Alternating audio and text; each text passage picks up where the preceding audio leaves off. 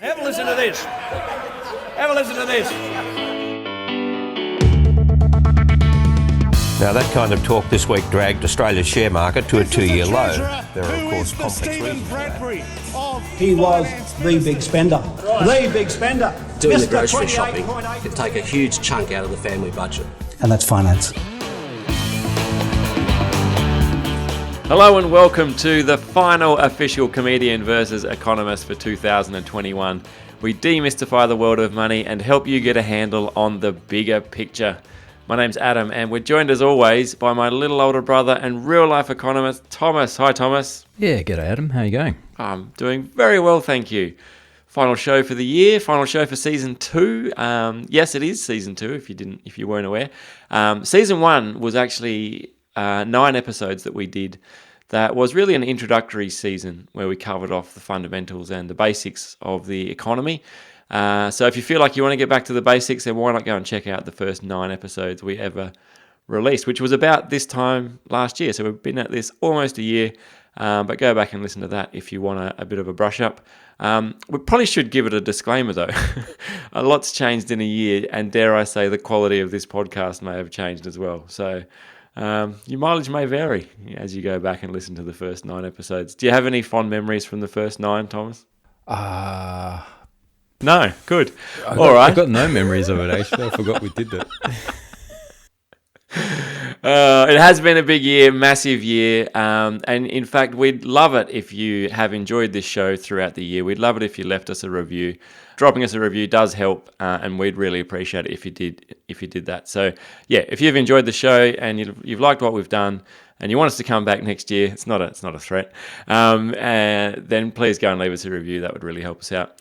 Of course, Thomas, this is our Ask Us Anything show too, where we asked you to ask us anything. And I thought, given it's the final show and we're looking back a little bit on the year that was, Taylor sent us a message on Instagram at CVE Podcast. Taylor's question was, what do you think the most memorable news story of the year was? Thomas, so we had some big stories. I particularly liked the Ever Given ship getting stuck in the Suez Canal. I thought that was hilarious. But for me, and I'll get to yours in a minute, for me, the biggest one had to be the announcement of Bonza Airlines as a new airline that's going to launch in 2022. I was just thrilled to know that Alf from Home and Away has set up a side hustle naming airlines for when he finally retires from Home and Away. He's actually, a fun fact, he's actually helping launch a cruise ship called the Flamin' Mongrel in 2023. No way. Yeah, that's totally false. Thomas, what was your most memorable news story of the year? I reckon it was the whole GameStop story at the start of the year or the end of January. Yeah, right. Yeah, the way that sort of launched meme stocks into the vocabulary, and yeah, I think it really put retail investors on the mark. And it came out of sort of Robinhood traders, the way that the trading apps had sort of brought a whole generation of retail investors into the market, and it showed that they were a big force to be reckoned with and could move markets. Well, that's actually probably a really good place to start. So what we want to do on the show today is we want to just take a look back. And Thomas, you've given me a list of the big topics for the year, some of the big events throughout the year. So we're going to cover off those, and then we'll get to some more Ask Us Anything questions, some as we go through, and then a few more later on. So I really appreciate you guys all sending us your questions in. Some really good questions in there. But before we get into those, we'll get started. And so we're talking retail investors to begin with, Thomas. And the emergence of the retail investors you mentioned was one of the big things of 2021. Yeah, we saw a lot of money coming out of the retail space, out of your mum and dad investors or your Reddit investors. And it became a serious force, and it was sort of enabled by the trading apps, and a lot of it was the sort of meme stock Reddit investors taking punts on speckies, but But it also got into ETFs, so there's quite a big boom in retail inflows into ETFs as well. Yeah, and so I think it's interesting now. Like it is just the share market is just so accessible to people these days, and that's changed quite quickly. Like it's only a couple of years ago where most people didn't know what was going on, didn't know how to get involved. You can combine your love of ETFs and meme stocks now. There's now a meme stock ETF. Right. There's actually, it's the ticker, would you believe, Thomas, is meme, M-E-M-E. And clever. it tracks stocks trending on social media, which is not to be confused with the existing and well-known FOMO ETF, which tracks stocks with high social media sentiment. And to be honest, I'd go with FOMO over meme because trending on social media, not necessarily a good thing. There's been plenty of cases where people have trended on social media for not being at their best, not living their best life. So I don't know, just because your company's in the news and trending, that makes you a good investment proposition. Surely they're filtering it somehow. It's not just in the news, right? Well, I don't know what separates meme from FOMO then. If meme is stocks that are trending on social media and FOMO is stocks with a high social media sentiment. So they've gone that extra step and said, we'll measure how people are feeling about this stock. Meme sounds like it's just kind of... Is it funny? If you're getting mentions, is it funny? Yeah. So, yeah. I mean, there was it Wirecard in 2020 where there's a company called Wirecard and they blamed an accounting error which accidentally added $2.3 billion to their balance sheet. And they got busted for accidentally adding that money. People got arrested and now the company is insolvent. So I'm pretty sure they would have got a few mentions on the socials as they were spiraling out of control. Don't think that would have been a good investment. That's all I'm saying. Do your own research. All right. So that was definitely one of the big things of 2021. The collapse of Chinese property developers, Thomas, was another big one you had on the list. Yeah. I think this story is still unfolding. Like we did this a few months ago, and the question was, is it going to, the collapse of Evergrande, is that going to bring down the global economy? And it's still an open question. I think Evergrande's still in trouble. They're still kicking along on life support, but no one's quite sure how they're holding up. They're still kind of in the process of restructuring their debts, and they're fire selling assets, and they're staying alive. But that contagion has spread through the whole property sector. So remember, this came out of the Chinese government introduced their 3 red lines policy, which was these... I remember it well, yep. Yeah, these 3 red lines around sort of debt to assets ratio or something like this. They had these three ratios that they weren't allowed to go over. Yeah, don't like... No, I remember you shared a chart on Instagram at CVE Podcast. Yeah. And I just kept swiping, kept scrolling. So it was good. I remember the chart. Yeah. Well, that chart showed that 2/3 of the property developers in China are on the wrong side of those red lines, right. And so there's a shakeout happening in the whole industry. And yeah, it's not just Evergrande anymore. There's a Fantasia. There's a whole bunch of big players going down. And so far, the Chinese government hasn't stepped in to sort of bail them out, which has sort of happened in the property sector in the past. So it's sort of an open question. And the interesting thing about it is it comes from this common prosperity doctrine that's been introduced in China this year. And this seems to be the idea that capitalism, they're okay with capitalism creating winners to an extent, but they're wary of creating these massive winners, which sort of like American capitalism has done, where you have sort of Amazon and these kind of players that just dominate the space and then become so big that they slip out from under government control, that you no longer have any control because they just have too much money and too much power. And so there seems to be this sort of push in China with the common prosperity doctrine that they're not going to let that happen. And that started with a crackdown on tech early in the year, and then became a crackdown on property as well. And they seem to be happy to let it all shake out. So that's still big, and I think that's gonna be a big story through the first half of next year. And so it's still live. It's still something to watch. Right, because I thought it had finished. Yeah, dropped off the front pages, but it's Yeah. I don't read a long way past the front page, I got to be honest, of any book or publication. yeah. Right, so where does that leave? So that's happening in China, and the other big story was, of course, Australia's kind of relationship with China got a bit strained through this year. Where are we at now? That hasn't changed course. So a couple of years ago, or sort of with the launch of COVID, really it coincided with a shift in the sort of geopolitical landscape. America moved more towards strategic engagement, away from sort of seeing themselves as best buddies with China. Australia followed suit. We had to came to a point we sort of had to choose sides between America and China, and we chose America. And that's sort of coming out even more. Peter Dutton came out last week or the week before with quite a big sort of heavy-hitting speech about the need to sort of contain China and engage China as a strategic rival. I think he was using those exact words, but that's sort of shaping up. People are talking about the coalition running on a khaki election, making the sort of tensions in China a key point of difference between themselves and Labor. But yeah, it's still going on. A khaki election, yeah. That's what we're looking at. So not a very beige, brown sort of election. Yeah.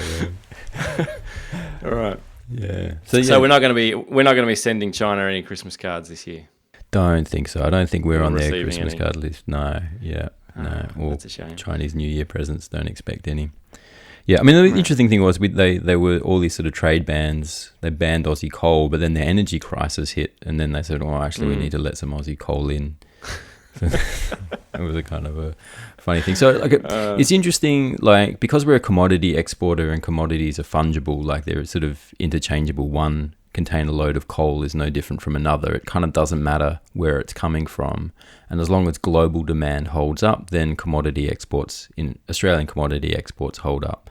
So it doesn't hurt us too much on that level, but there's things like wine and milk and dairy, like agricultural products that are feeling the heat from the China lockout. So yeah, it's sort of it's not a massive blow to the Aussie economy, but it is changing a bit of the shape of our export profile. All right. I did some research because I was curious when I had the thought about whether we would send China a Christmas card or not. And I did some research into how they celebrate Christmas in China. And it turns out they do. They do celebrate it. And they're pretty much the same. They celebrate it the same way that we do here. They have massive sales events and bargains galore to be had. So it's not so much a religious holiday there like it is here. It's kind of more like a Valentine's Day or a Halloween type event where we all just do it for fun. So Jesus doesn't get a big mention over there. Though to be fair, he's not really trending here either. Come Christmas time. So I did find out though. There's a couple of interesting facts. So it's a tradition to eat an apple on Christmas Eve in China, or to give apples as gifts at Christmas time. There you go. So that's their kind of tradition. Which, got to be honest, that would make Christmas shopping so much easier, wouldn't it? Just a single trip to the produce market. And you're done. Santa doesn't have elves to help him at the shopping centres in China. Santa has sisters. He brings his sisters along. His sisters? Wow. Yeah, his sisters. The helpers that are there are referred to as Santa's sisters. Wow. But that's probably because Santa is way cooler in China than he is in the West. In China, Santa plays the saxophone.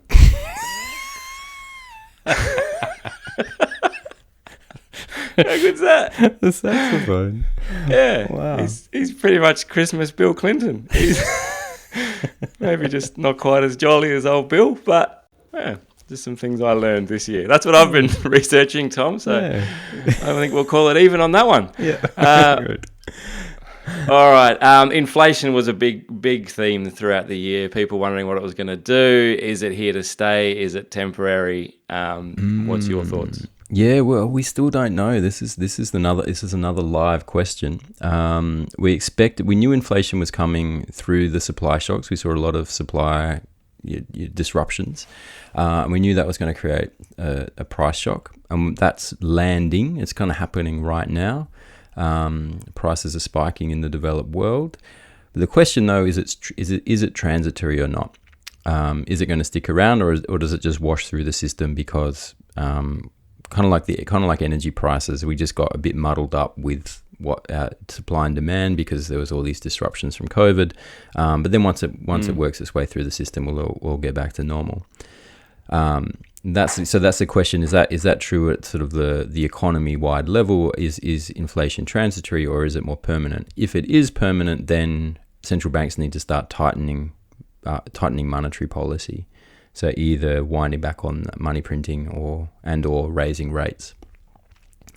And that has a big impact on valuations. We saw that with the bond quake early in the year. That was a big story around March or April. And it's still a live question. So at the moment, the central banks are running with the line that they think it's transitory. Though in New Zealand, as we said last week, it's, inflation's up around 5% there now. So they're thinking it's more permanent. They're starting to raise rates. There's more central banks around the world starting to raise rates as well. So that's still a live question right now. And where that lands in the first half of next year will really define the outlook for markets, I think, for share prices in particular, particularly for your growth stocks. So all I've heard there is you've had since March to work it out. You economists. You don't know. So we're well accustomed to you not being able to forecast anything. But you've had long enough with this problem, surely. I get that you don't know where we're headed, but...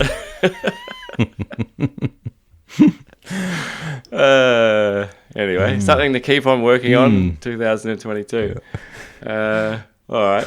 So COVID had a big impact on the year, obviously, and immigration took a big hit as part of COVID. Nowhere near as many people travelling and coming into the country. So what's that done to unemployment and wages? Yeah, well, the read we have at the moment is that it's helped hold the unemployment rate down. So we're in the middle of a really, really interesting experiment in what it's like to run zero immigration. So we've been running immigration at around 300,000 people a year for the past 10 years or so. And that sort of was up from around 80 to 100 odd in the 2000s. And so now we're doing a really interesting experiment. Like what happens when immigration is zero? And we're seeing unemployment rate is very low, and it does seem that it's always hard to identify things purely in economics, because you never get a pure experiment. There's always other things going on. But the evidence seems to suggest that the unemployment rate is substantially lower than where it would have been, and that wages growth is higher than it would have been as well. And it's an interesting kind of, it's an interesting experimental result, and I think it does shift the way the public, discourse around immigration is shaping people. It's less popular than it was before COVID. There's been a bit of a turn in sentiment in the polls against immigration, or against particularly high immigration. And that's been really interesting. That's quite different. And is that a turnaround? Is that more a sentiment against COVID though? Like people just see COVID as existing in other countries, and we don't want COVID being brought here. Is that the sentiment, or is it against? Is it a change in sentiment against immigration generally? I think it's more general, because the question that the polls that I've seen, it has been like, where do you want immigration to go back to next year? Do you want to go back to 300,000? Do you want to go back to 100,000? Do you want it closer to zero? And it's not very popular to push it back towards 300,000. It's much more popular to sort of go low or zero. And I think people do realise that the labour market prospects in the short run are better with lower immigration. And that's particularly the way that we run immigration policy in Australia. It's very skill shortage driven. And skill shortage is just another way to describe a tight labour market. And in a tight labour market, you get wage increases. That's kind of the nature of it. So we kind of deliberately run immigration in order to keep wages down.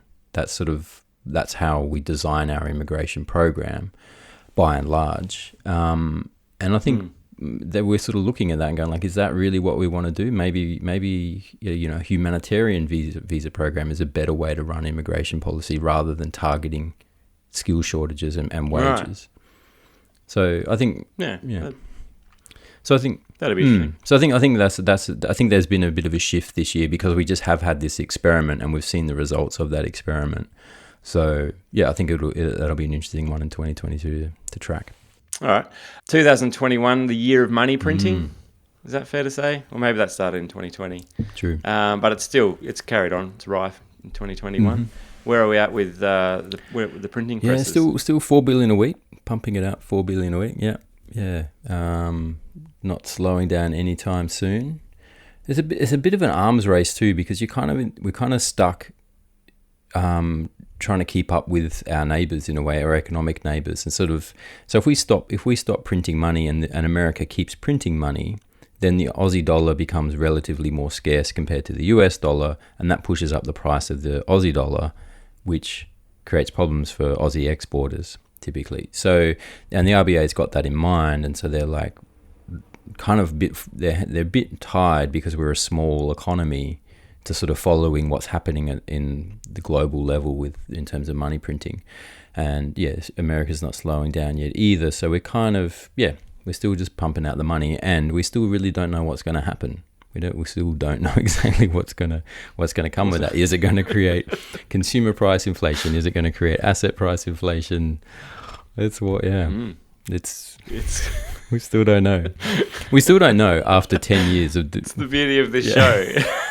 is that we can just every week come back and just say we still don't know. We're still working on it. All right, I think we actually have a question about that coming up later on too, and Ask Us Anything. All right, the final one I wanted to touch on was house prices. What's happening with house prices? They've gone through the roof. There was a house around the corner from me. We walked in. They had an open inspection. We went and had a look just to see what it was like. We walked out saying, you know how like my wife and I, Anna, we went and had a look, and you kind of talk to each other and say, what would you pay for it? Or what do you think it's worth? We pegged it. We haven't looked at a house in probably 2 years. We're just curious. We pegged it at like between 800,000 and 900,000. We got a message from the real estate agent a day afterwards saying it had sold before auction for 1.4 million. 1.4, and wow. We were just like, get out of town. Yeah. That is ridiculous. Yeah. And Anna's like, it's a bulldoze job. I'm like, it's not a bulldoze job. She's adjusted to the new kitchen quickly then. It was actually quite nice. I had a pool and stuff in there, like had 3 toilets. We had the same story. Place around the corner from us, quite nice. We had a price guide of 1.2 to 1.3. Ended up going for 1.8. That's crazy. It is. Yeah, it's pretty nuts. It's pretty nuts. Yeah, I mean, tell me that's not our research on house prices for this segment. Yeah. We've done some market analysis. We looked at a house around the corner from Adam and a house around the corner from Thomas. We've decided that house prices are through the roof. Yeah, but no, I mean, we're seeing this nationally. Is 20% nationally is like that's a phenomenal pace of growth. 20% year on year. It's interesting in the sense it's at a regional level too. Often you have growth concentrated in the capitals, but the regions are booming as well. Going crazy. So yeah, again, super interesting. The rental market's also growing at the rental prices are growing at 9% without immigration. So that's really interesting as well. It is interesting. But I think that's what happens when you've got super low interest rates and money printing is sort of what happens. And the way I kind of think about it now is I feel like land is the bedrock of the economy, and when you print money and when you create money or you create cheap money through low interest rates, that money filters through the economy and settles in land and bids up land prices. So all economic creation ends up in land eventually. That's sort of how I'm coming to think about it. As long as it doesn't end up in landfill, that's not environmentally sustainable. All right, cool. Coming up after the break, we've got lots of your questions for us on our Ask Us Anything episode, our final one for the year. Stay tuned for more Comedian versus Economist coming up right after this. Welcome back here on Comedian versus Economist, and this is our final show for the year. The final official one I said earlier, so this is the final one that Thomas and I will be doing together. But over the Christmas break, we do have some content for you to get your ears around. So Thomas has been busy. He's been doing some interviews with the University of Queensland, actually, the Economics Society there, Thomas, Yeah, is that's that right? At UQ, as well as holding some sessions at various sustainability festivals, talking about economics for good and also the weaponization of confusion. So we're going to be bringing you those episodes throughout the summer, throughout the Christmas period. So yeah, hopefully you'll tune in to listen to those. I'll be back with Thomas in January, and we'll get back onto the program regular, as it were. But hopefully you will enjoy that. Those episodes coming soon. But before we get to that, Thomas, we did ask our listeners to send us in anything, and you guys have done amazing all year. And you've sent us through some really good questions. So I've got a lot to get through, Thomas. So I want to start with David. And David wants to know why he needs to beat the market. He says, if my goal is just to improve my living standard, don't I only need to beat inflation? Or if I want to become one of the top 1%, is there a different benchmark I need to measure for success? Well, David, good news is if you're interested in not beating the market, then have I got some solid tips for you.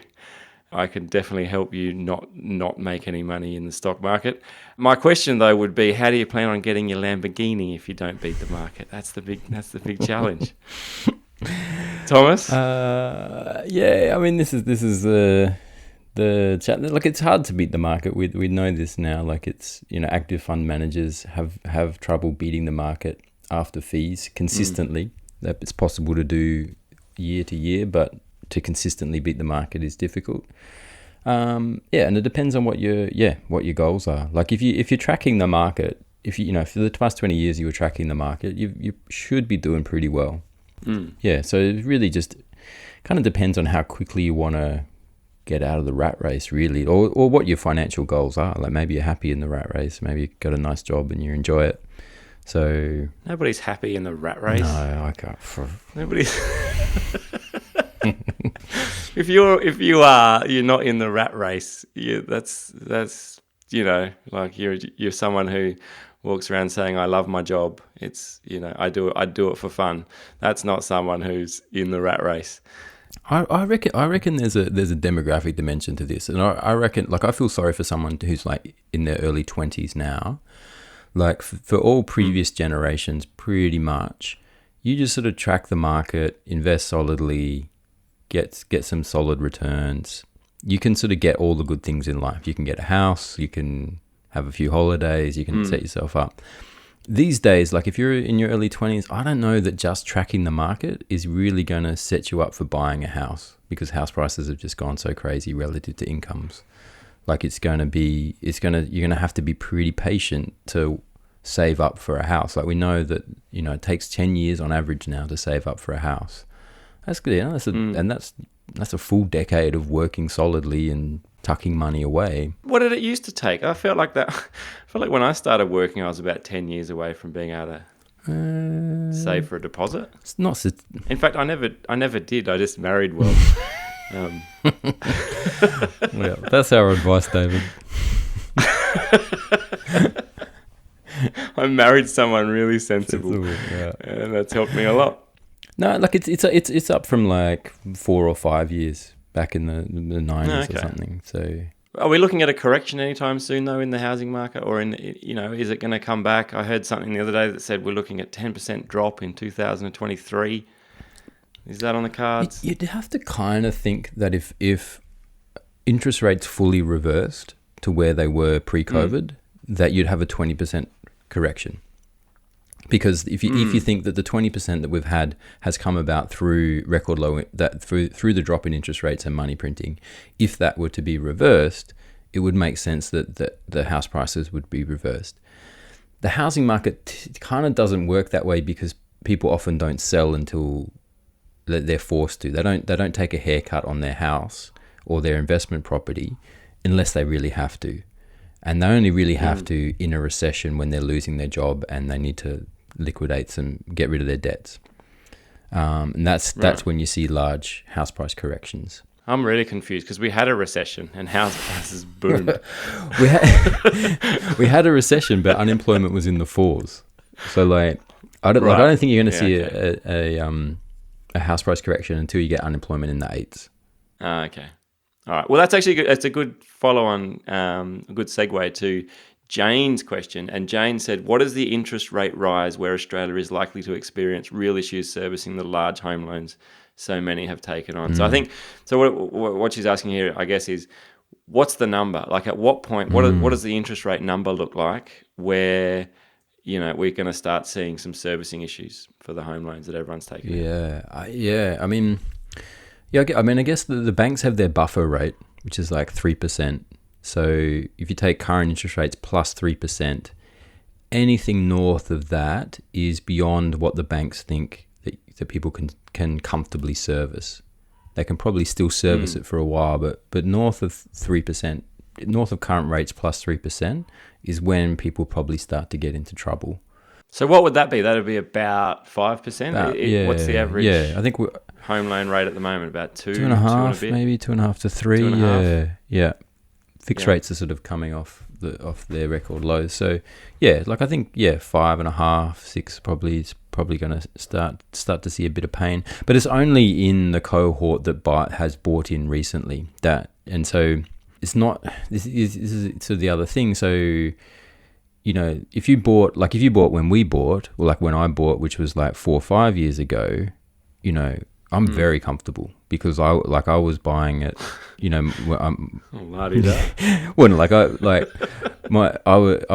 paying 4.5%. My buffer was like 7.5%, 8%. So I'm not in trouble until we get, theoretically, and my income's gone up since then. But like if my income hadn't changed, I'm not in trouble until interest rates get into like 9% or something, theoretically. So it's really just the cohort that bought most recently. And even if all of that cohort gets into trouble, I don't know whether that's enough of the total market to be able to move the whole market prices. Do you know what I mean? Even if everyone who bought in the past 12 months had to sell, like it definitely would have an impact, but it's not going to like create a 50% correction or something like that. Yeah, interesting. All right. Another question here from Tommy, Tome, anyway. Toma. Thanks for tuning in anyway, Tommy, however you pronounce your name. He said he's got a question regarding the current global debt that has accumulated over the past 50 years. How do governments around the world expect to ever get out of debt? It's an interesting question. I guess there's two parts to it. First one being, does anyone care? No one seems to care that they're in debt. And therefore, if no one cares, then getting out of it becomes kind of irrelevant.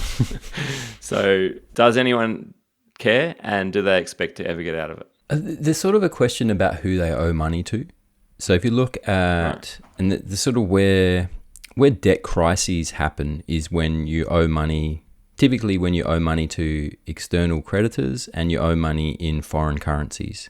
So imagine Argentina owes money to US investors and they owe it in US dollars. That's a risky situation, because if the currency moves against you and interest rates rise, and then you just can't meet those repayments. But you take like Japan, for example. Japan owes its own population, so large, like the government debt is large, like something 80-90% to Japanese domestic investors, largely through pension funds and things, and it's in Japanese yen. And the government, because it can print money, is never really going to get into trouble. And so as long as that sort of stays manageable, and it can sort of roll on, kind of indefinitely. Like you can kind of, as long as you can keep servicing the debt, you can kind of just keep carrying the debt. And because you're a government, you have no life cycle, so you just keep rolling it on year after year after year. So didn't the Australian, I forget which government it was, but was it Tony Abbott maybe, who was spruiking back in the black? We might have covered this on a very early episode. Yeah, Josh Frydenberg, that was his budget before COVID. That was his, pre-COVID. Back in black and back on track. Yeah. Right, that's right. Yeah. And so there was obviously a priority at one point, but that we've abandoned that now. Yeah, no, it never made sense. It was always like it was soundbite politics that you could point to this debt. I mean, yes, I'm saying like some countries did get into trouble with it, but they weren't monetary sovereign. They were issuing debts in foreign countries, and they didn't have control over their own, interest rates and exchange rates. And they got into trouble, and that created this idea that debt is always bad, and then you could sort of prove yourself as an economic manager by keeping debt low or zero, or keeping the budget in surplus. But there's no sort of great economic theory that says that a reasonable budget deficit is worse than a reasonable budget surplus. That's not in economic theory. That was pure politics. That people call it the debt fetish.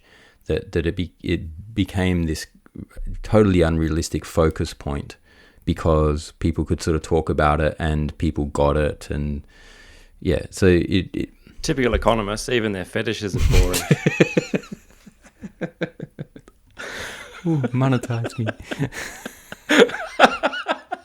Yeah, so no, like, and that's the thing. Like, it's this Josh Frydenberg's the same treasurer who's given us the current record deficits now, and everyone's like, yeah, whatever, no worries. And we're kind of like, the conversation's just moved on now. Like, I don't know where that conversation goes now. Like, I don't think we're going to talk about balanced budgets with the same, fervor that we used to talk about them. All right, Dylan has sent us a message. Said it's a pretty weird world at the moment. All asset classes seem to be up, from coffee to crypto. Bonds offer no safety against inflation. Cash is bad for inflation. Asset prices seem too high, which would be a normal hedge against inflation. And economists predict doom. I'm not sure about that, but probably. So, opinion only, of course, Thomas. We don't give financial advice on this show. How do we hedge and protect ourselves against pending inflation? I think this is an excellent question. I've been wondering this one myself, because you keep hearing, inflation's coming, so you can buy assets in inflation. But if you also accept that asset prices are grossly inflated, or they're too expensive, then what do you do? You're stuck in no man's land. Yeah, I mean, it's a really interesting time in economics in the sense like we're really in uncharted territory. It is cliche, but there's no playbook for the current economic conditions. Like we've never seen this. We've never had interest rates at pretty much zero. We've never had central banks the world over just pumping out the cash in Australia at 4 billion a week. We've never really had this scenario, so we don't really know what's going to happen. And so the first point is like, are you going to hedge inflation against inflation? Like, it kind of sounds reasonable. But personally, I'm not convinced that inflation isn't just transitory. And I think when you look at the structural factors driving inflation, which is sort of like the dematerialization of the entire economy, everything's going digital, everything's going to like freemium models, like the entire economy is demonetizing. Victor Schvetz at Macquarie says everything's going to zero. Like even the concept of a company is becoming is dissolving the sort of rationale for having a company. So that structural factors that sort of playing out over the past 10, 20 years, they're not disappearing. There's still a huge amount of labor force coming online in developing Asia and then into Africa. So the ability to pump out super cheap goods isn't going anywhere anytime soon. Then you bring in AI and all of this sort of things, like stuff's getting cheaper. And it's going to keep getting cheaper. Like that's the structural driver. So you've got that at a structural level on one side. On the other side, you've got massive money printing programs happening and huge amounts of cash gushing into the system. But where that money ends up is an open question. Like, does it end up in consumer prices? maybe does it end up in asset prices? It seems to, my theory, as I was talking about before, is it tends to sort of all end up in land. Right. Does it end up in asset prices? Does it end up in speculative investments because interest rates are super cheap and now you got like a crypto boom?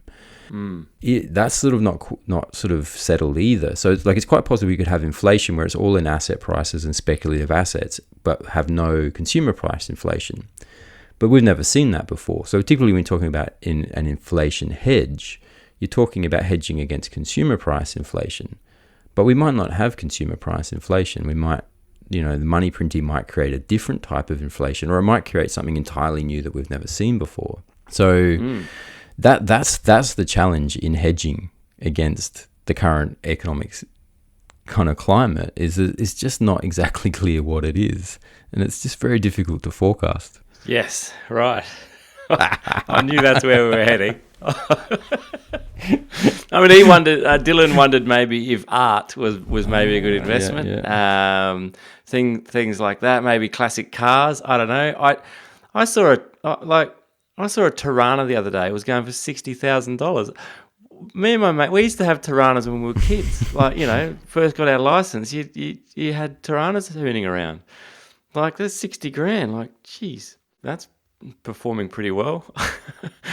Not the car, I mean, the investment. But, yeah, maybe. Yeah, I don't know. Yeah, it could be. That's the other thing. Like, we talk, there's a concept called the everything bubble, is that when interest rates get so low, you just get a bubble in everything. So it's in crypto, it's in NFTs, it's potentially in growth stocks, it's in land, it's in property prices. What about commodities like silver and gold and I don't know, iron ore and things like that? I guess that's been all over the shop too. Yeah, I mean, gold and silver's been really interesting. Like, they hasn't done anything it's gone nowhere for the past 12, 18 months. Again, against all economic theory. Like, so if you'd followed economic theory of a decade ago, massive money printing would have said buy gold, buy silver, buy commodities. Yeah. But if that strategy until now hasn't served you at all. Like, the gold I bought, it's gone nowhere. Well, I bought a silver crypto coin that the token that tracks AGS, I think it is, tracks the it tracks the price of silver. So I was hedging against buying into just the metal. I thought I'd hedge by buying a crypto token. But then I decided I'd had enough. I'd been in it for like a couple of weeks and it went nowhere, which is just totally, against my crypto investing philosophies. It had moved by like 1% in 2 weeks. I thought, this is nowhere near a wild enough ride for me. So I got out, and when I had to sell it, I lost like $50 on the fee for selling it. I was outraged. I mean, if it's any comfort, that like there's no one who's like that I've read right now that is high conviction any one way or the other. Like, the general vibe that I'm reading is kind of one of confusion. Like, there's people kind of able to identify the trends, but there's no one's high conviction about where it's going and what the best way to hedge for it and to prepare for is. Like, there's a lot of sort of hedge bets one way or the other out there. That's sort of what I'm seeing. So, if you're feeling that confusion, if you're feeling like I don't know how to play this market, you're not alone. Like, buy everything or sell everything. You can't be sitting on the sidelines, can you? Because the inflation will bite you. Yeah. But if you buy everything, then you might. Yeah. I mean, I'd be in. I'm in, I reckon. All right. Okay. That, easy, is that? Tom's that's my punt. No, like in a reasonable way. Like, I'm not gearing up in a massive way. Like, I still think we'll bump along. I think, everything in the economy is a relativity. So, like, a price is an indication of relativity. Bread is worth something relative to cars. That's what price allows you to do. And so that relativity has adjustment. So I think, like, share prices, for example, like, if they're out of alignment, the share price itself doesn't have to adjust to come back into alignment, that other things can shift. And there's a whole range of things in play now. Like, it's like property prices adjust and that's how it plays out. And so I kind of, my sense, and this is we're in pure personal opinion right now. My sense is that asset prices are protected in a political sense, that no one wants to see stock market crash. No one wants to see property prices crash. And if the adjustment can be forced onto other sectors of the economy, it will. Like, we will create policies that do that. All right. And the big criticism of money printing and record low interest rates was that it was designed to stop the share market crashing. And that's all it was designed to do. Yeah. Like, it wasn't actually about helping the economy. It wasn't actually about keeping people in jobs. It was just about protecting the share market. I don't buy that exactly, but I think might be some grain of truth to that. And I think we have sort of seen, particularly for property, like as soon as property starts looking a bit shaky, you see first time owner grants, you see construction grants, you see sort of these measures come in to try and protect property prices. Because any government that presides over a 20%, 30% crash in house prices gets wiped out of the next election. So if there's any comfort in that, maybe there is. Not financial advice. All right, very good. Finally, one last question here from Liam, and Liam is asking, and I know, Thomas, I know you don't like this, Liam. Sorry, I've got to ask you. This is what Liam wants to know. Liam was asking, what is forecast as being the biggest contributors to Australia's GDP going into the future? Mining and financial services for the rest of our lives, or technology, software, and advanced manufacturing growing? Thomas, we know you shit ass at forecasting, but what do you think is going to be? Is it Tyrannus, maybe? Is Tyrannus going to hold up Australia's GDP? It's very difficult to forecast, very difficult to predict.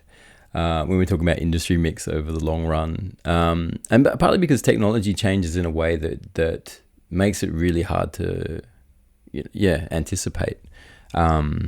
Even look 20 years on, 20 years ago, it'd be hard to look at the current time and kind of understand what the economy would look like and what sectors are doing well and what companies are doing well. Like we are, you look at the ASX, we're overweight on commodity exporters and banks. That's sort of the the stylized fact about the ASX.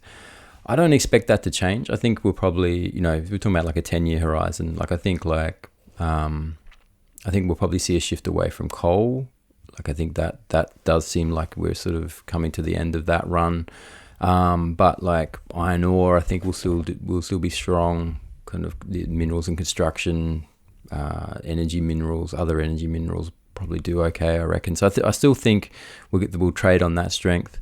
When we had Tim on a few weeks ago, he really laid out a great case for how Australia could become an energy superpower, because we have the land and the energy resources, the solar and the wind and all of that, and the technological barriers to exporting that are disappearing.